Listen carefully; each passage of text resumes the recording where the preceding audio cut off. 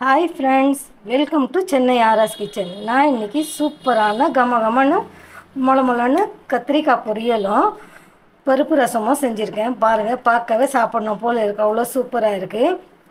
நம்ம கத்திரிக்காயெலாம் வாங்கி நம்ம செய்கிறதில்ல, சாப்பிட்றதில்ல. ஏன்னா அது அலர்ஜின்னு நினச்சிட்டு நம்ம விட்டுடுறோம். அப்படி கிடையாது, அலர்ஜி கிடையாது. கத்திரிக்காயிலையும் நிறைய ஹெல்த் பெனிஃபிட்ஸ் இருக்குது. கத்திரிக்காய் வந்து மெயின் கிட்னி வந்து புதுப்பிக்கிறதுக்கான அவ்வளோ சத்து கத்திரிக்காயில் இருக்குது. கொஞ்ச நாளைக்கு ஒரு வாட்டி நம்மளோட உடலில் இருக்கிற பாகங்கள் தன்னைத்தானே புதுப்பிக்குமா. அந்த புதுப்பிக்கும் போது நம்மளுக்கு இந்த கத்திரிக்காய் சாப்பிட்டா வந்து கிட்னி புதுப்பிக்கிறதுக்கு நமக்கு ஹெல்ப் பண்ணுவோம். அவ்வளோ ஹெல்த் பெனிஃபிட்டான இந்த கத்திரிக்காய் பொரியலை நம்ம செஞ்சு சாப்பிட்றதில்ல. இனியாச்சும் நம்மளுக்கு தெரிஞ்சதுக்கு அப்புறமாச்சும் வாரத்துக்கு ஒரு நாள் கண்டிப்பாக இந்த கத்திரிக்காய் பொரியல் சாப்பிட்லாம். இந்த கத்திரிக்காய் பொரியலில் நான் இந்த பருப்பு ரசம் செஞ்சுருக்கேன். இந்த கத்திரிக்காய் பொரியலுக்கு இந்த பருப்பு ரசம் தான் காம்பினேஷன். பாருங்கள், பார்க்கவே அப்படி கமகமான வாசனையாக அவ்வளோ சூப்பராக இருக்குது. இந்த ரைஸில் கொஞ்சமாக நெய் போட்டுட்டு இந்த ரசம் பருப்பு ரசம் சேர்த்து கத்திரிக்காய் பொரியல் போட்டு சாப்பிட்டு பாருங்கள். பிரியாணியை விட ஒரு புடி நீங்கள் அதிகமாக தான் சாப்பிடுவீங்க, அந்த அளவுக்கு டேஸ்ட்டாக இருக்கும். நீங்களும் ஒரு வாட்டி செஞ்சு பார்த்துட்டு எனக்கு கமெண்ட் பண்ணுங்கள். வாங்க, எப்படி செய்கிறது, இதுக்கு என்னெல்லாம் தேவைன்னு பார்க்கலாம். பாருங்கள், இப்போ இதை பிசைஞ்சு சாப்பிட்டு பாருங்கள், அவ்வளோ சூப்பராக அவ்வளோ டேஸ்ட்டாக இருக்கும்.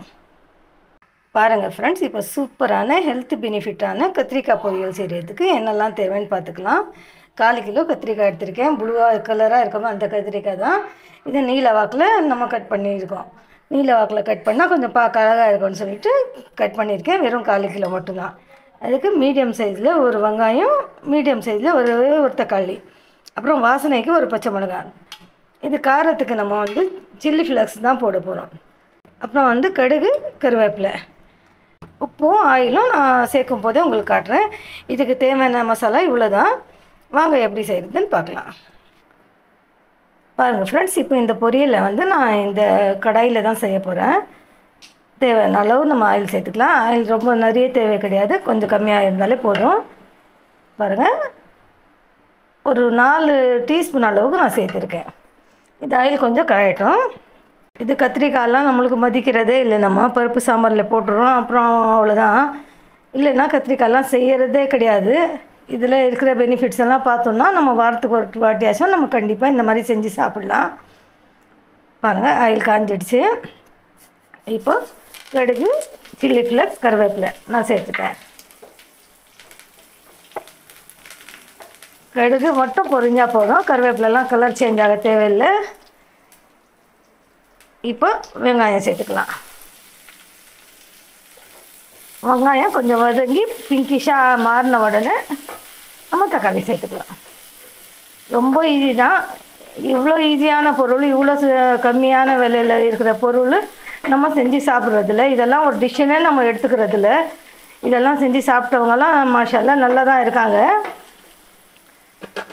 நம்ம இனிமேல் எதாச்சும் நம்ம உணவில் இதெல்லாம் நம்ம கொஞ்சம் யூஸ் பண்ணிக்கலாம்.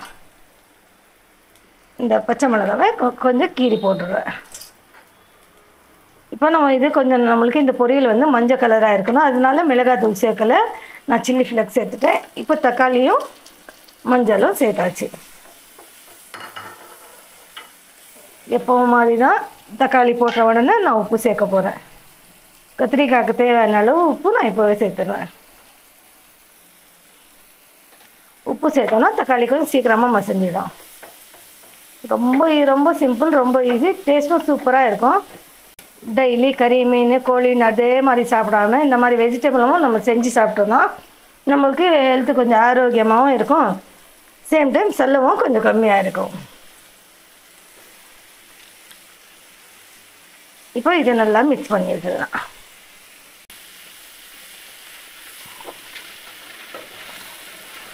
பாருங்கள் ஃப்ரெண்ட்ஸ், 10 மினிட் நான் சிம்மில் வச்சுருந்தேன். ஃபாஸ்ட்டில் வச்சுருந்தா சீக்கிரமாக தீஞ்சு போயிருக்கோம்.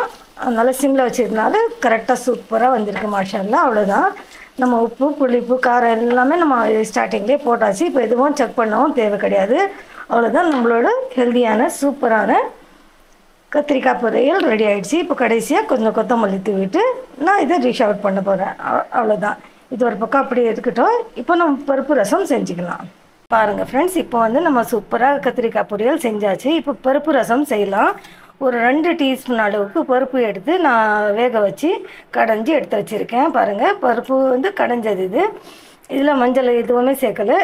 நம்ம எந்த பாத்திரத்தில் ரசம் செய்கிறோமோ அந்த பாத்திரத்தில் நம்ம செட் பண்ணிக்கிறோம். 2 கப் வந்து பருப்பு கடையல் இருக்குது. அப்புறமா வந்து ஒரு லெமன் சைஸ் அளவுக்கு புளி வந்து கரைச்சி வச்சுருக்கேன், அதுவும் இதில் சேர்த்துக்கலாம். பாருங்கள், இது பருப்பு ரசத்துக்கான இன்க்ரீடியன்ட்ஸ் என்னெல்லாம்னு சொல்லிட்டு வச்சுருக்கேன். அப்புறமா வந்து வெங்காயம் சேர்க்கக்கூடாது பருப்பு ரசத்துக்கு. அப்புறமா காஞ்ச மிளகா சேர்க்கக்கூடாது. பச்சை மிளகா, பூண்டு, 2 தக்காளி, கொஞ்சமாக கொத்தமல்லி காம்பு, அப்புறமா பெப்பர் பவுடர், ஜீரா பவுடர். இதெல்லாம் நம்ம வந்து இந்த மாதிரி கல்லில் இடித்து தான் செய்யணும். மிக்சியில் செஞ்சாலும் சூப்பராக தான் இருக்கும். ஆனால் கல்லில் இடித்து செய்யும் போது அது கொஞ்சம் டேஸ்ட் நல்லா இருக்கும். அதனால் இந்த கல்லில் இடித்து செய்ய போகிறேன். பாருங்க, எல்லாமே இதில் நான் சேர்த்துறேன். சேர்த்துட்டு தாளிக்கும் போது நான் மஞ்சள் சேர்ப்பேன், அப்போ காட்டுறேன் உங்களுக்கு. என்னவோ தெரியல, அந்த பழைய காலத்து ஆளுங்க செய்கிறதுனாலே என்னமோ இதில் கல்லில் இடித்து செய்கிறது கொஞ்சம் டேஸ்ட் அதிகமாக இருக்குதுன்னு சொல்கிறாங்க. அதனால் இந்த கல் வாங்கி வச்சுருக்கேன். நான் ரசம் செய்யும் போதெல்லாம் இந்த கல்லில் தான் செய்கிறேன்.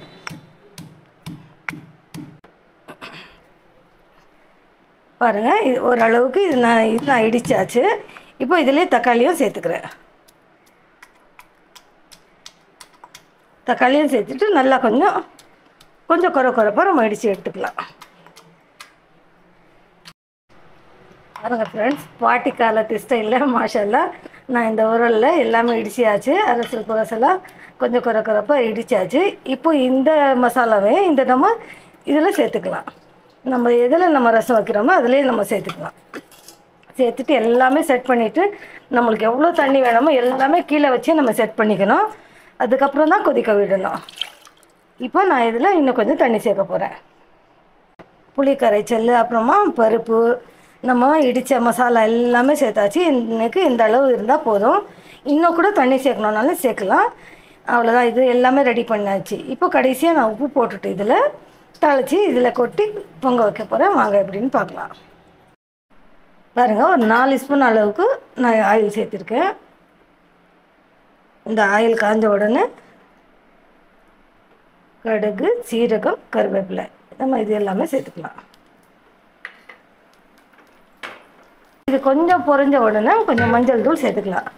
நல்லா 1 ஸ்பூன் அளவுக்கு நான் மஞ்சள் தூள் சேர்க்க போகிறேன்.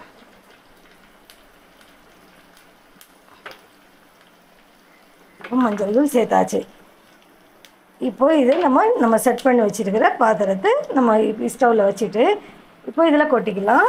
கொட்டிட்டு நல்லா ஒரு வாட்டி கரண்டி வச்சு மிக்ஸ் பண்ணிவிட்டு நுரை கட்டி வந்த உடனே நம்ம எடுத்துட்டோன்னா சூப்பரான மணக்க பருப்பு ரசம் ரெடி ஆகிடும். இந்த கத்திரிக்காய் பொரியல் கூட இந்த பருப்பு ரசம் சாப்பிட்டு பாருங்கள், அவ்வளோ டேஸ்ட்டாக அவ்வளோ சூப்பராக இருக்கும். இது கொதிச்சு பொங்கல்லாம் வேணாம். நம்ம கொதிச்சு வரும்போது நம்ம நுரை கட்டி வரும்போது ஸ்டவ் ஆஃப் பண்ணிடணும். கடைசியாக கொஞ்சமாக கொத்தமல்லி தூவிட்டு அவ்வளோதான் ஃப்ரெண்ட்ஸ். அது பொங்கி வரும்போது, அது கொதிச்சு வரும்போது உங்களுக்கு காட்டுறேன். நுரை கட்டி வந்துடுச்சு. இப்போ பொங்கி வரல, நுரை கட்டி இந்த மாதிரி வந்திருக்கு. இந்த ஸ்டேஜில் நம்ம ஸ்டவ்வை ஆஃப் பண்ணிடலாம். அவ்வளோதான். இது நிறைய கொதிக்க தேவையில்லை.